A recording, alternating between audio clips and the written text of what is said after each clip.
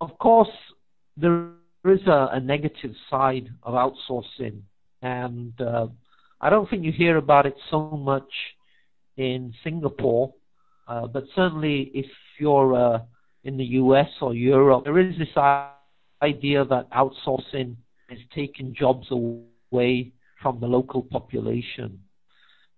So if you're a company in the UK, you decide to set up a call center or you outsource your IT, that might be to a company in India or the Philippines or even China. And of course, some people would say, look, you're taking jobs away from a particular country and you're putting it in a lower cost location. So there are some negative aspects of outsourcing that companies often have to deal with when they outsource. There are also different levels of outsourcing, particularly in the outsourcing research literature. Some people classify tactical outsourcing as more short-term outsourcing. So these are short-term contracts and really have a short-term focus. There's more strategic outsourcing, which is more of a long-term partnership with a particular vendor, and a longer-term outsourcing deal falls within that particular category. And then there's a third category, which is called transformational outsourcing. And that's where you really kind of look at outsourcing as a way to really transform your organization.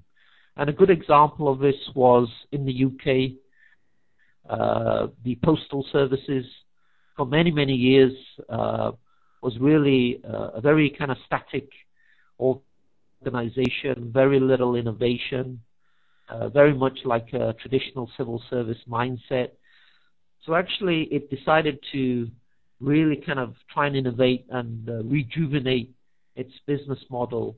And it really kind of looked at technology and moving a lot of its services online as a way to really transform the organization and also transform its entire, if you like, products and services.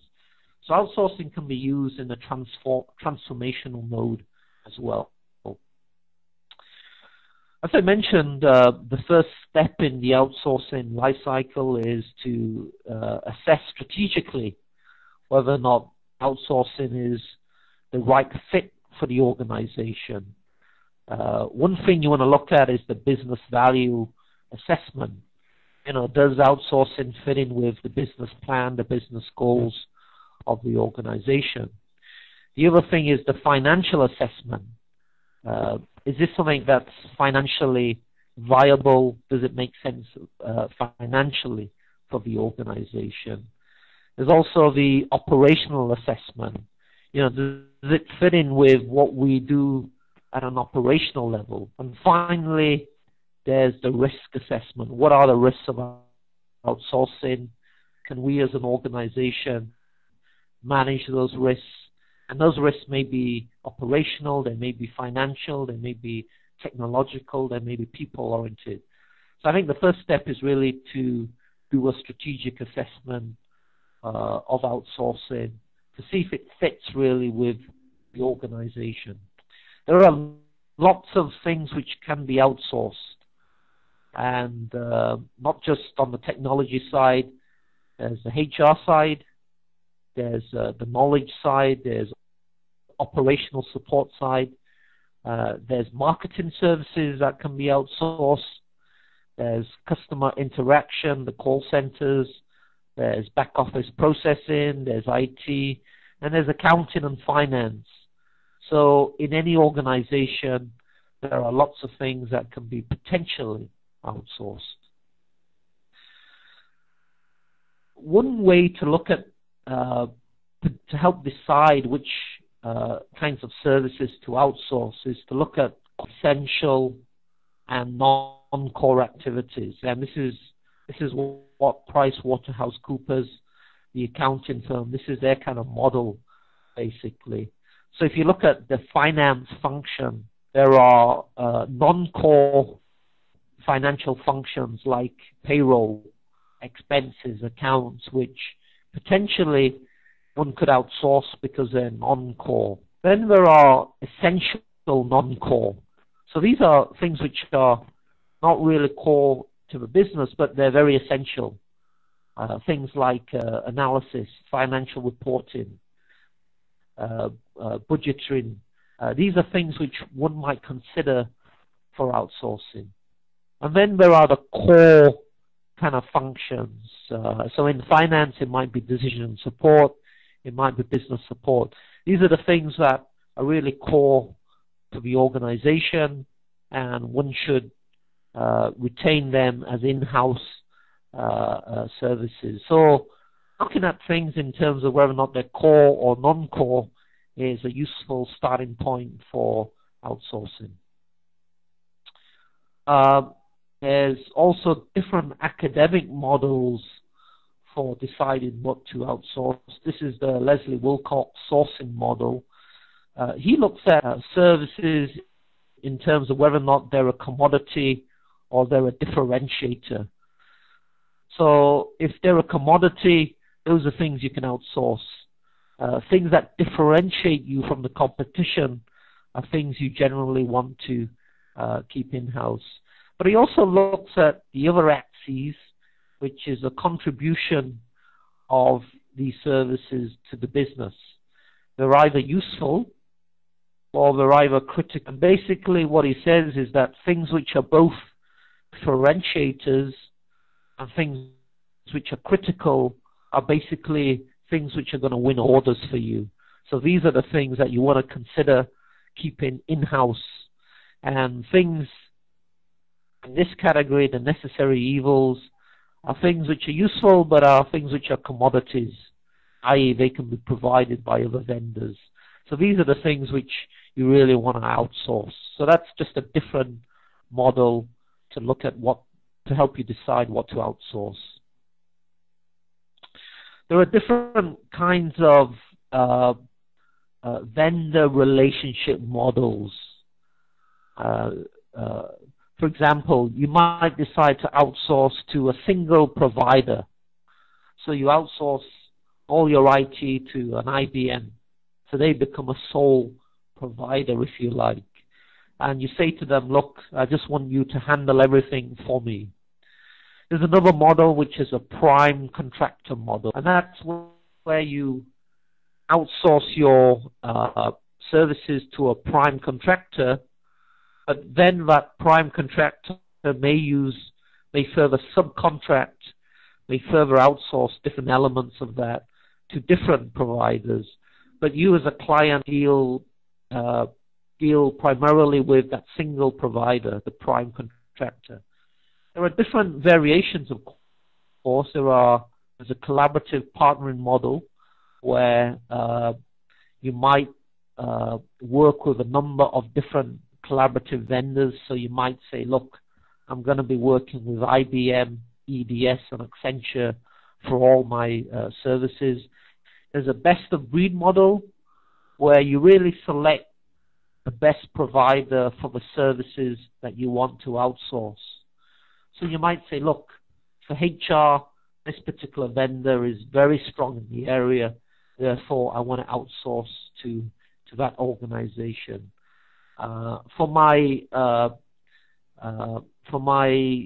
IT services, this company is very good in this particular area, I want to outsource to that organization. For my web design, there's another company that does that very, very well. I want to choose them as my vendor. So that's a best of breed model. And there's also a panel model where you have a list of preferred vendors that you offer the same set of outsourcing opportunities for. So again, you might say, look, on my panel, I'll outsource to IBM, EDS, and Accenture because these are well-known companies that understand my bid. And I will award the contract to one of these three companies, depending upon how competitive they respond to my particular bid there. So there are different models where you can work with different providers. Of course, one way of looking at this is the kind of Gartner, Forrester kind of model. Gartner, as you know, and Forrester are the kind of research companies, and they look at companies in terms of whether or not they are leaders in the area. So they have a very high completeness of vision, and their ability to execute is also very strong as well. You have companies who have a good vision, but their ability to execute may not be so strong. And Gartner kind of suggests that when you talk about strategic long-term outsourcing deals, you want to try and choose leaders in the field to outsource to. I guess this is why you see so many deals with IBM and Infosys and those kind of well-known companies. The Forrester Wave is a very similar concept. They kind of have a similar model. Basically, they have leaders from going all the way down to risky bets, basically. So it's a very similar model that you can use in terms of choosing the most likely vendor to up. There's some interesting research done by Lasseter and Wilcox, and they came up with this kind of nice diagram. And they said every provider that you consider outsourcing to has to have 12 core competencies. And they organize these competencies into 3 groups.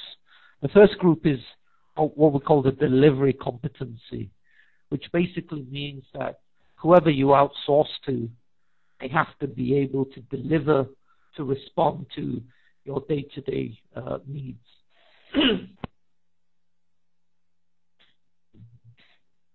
The other important competency is relationship competency, and that's basically the ability to work effectively with you as a partner.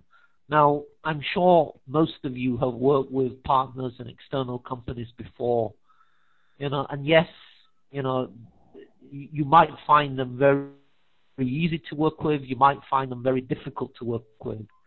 So relationship competency is very important in terms of a long-term contract where you're going to be working with a particular vendor over a long period of time. And of course, there's the transformational competency. And the idea here is that your outsourcing vendor, it's not just about delivering a set of services to you. It's also about helping you raise the bar in terms of your own business and using their expertise to help transform what you do as an organization. And that's going to end up as a real strong win-win situation there. So basically, there are 12 different competencies organized in 3 key categories there. That's a very, very useful way of evaluating different vendors.